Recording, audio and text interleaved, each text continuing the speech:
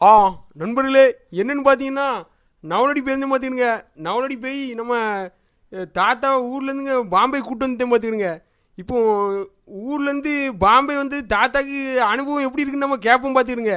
ஆ தாத்தா, உங்களுக்கு ஊர்லேருந்துங்க பாம்பே வந்தது எப்படி இருக்கு இப்போ சொல்லுங்க பார்ப்போம். நல்லா இருக்கேன், நல்லா இருக்கேன், நல்லா இருக்கேன், நல்லா இருக்கேன்யா. கா கால்லாம் தாத்தாக்கு ஊரில் வச்சு வீங்கிருந்து பார்த்துக்கிடுங்க. என்னன்னு தெரியல. இப்போ இப்போ தாத்தாவே சொல்லுவாங்க இப்போ எப்படி இருக்குன்னு சொல்லுவாங்க. கால் தன்னார வச்சிட்டு இருக்கு. எப்படி வத்திச்சு? சும்மா சாதாரணமாக வச்சிட்டு இருக்கு.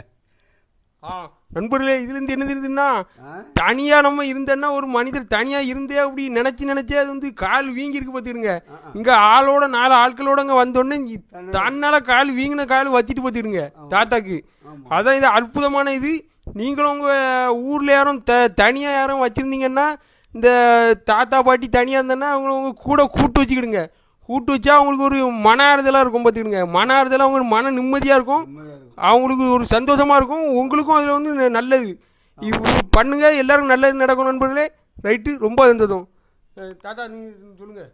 ஆ நல்லபடியாக இருக்கணும், நல்லா இருக்கணும், எல்லோரும் நல்லா இருக்கணும், எல்லா மக்களும் நல்லா இருக்கணும். ஆ ரைட்டு நண்பர்களே, இதுதான் தாத்தா. ரைட்டு, ரொம்ப இருந்தது.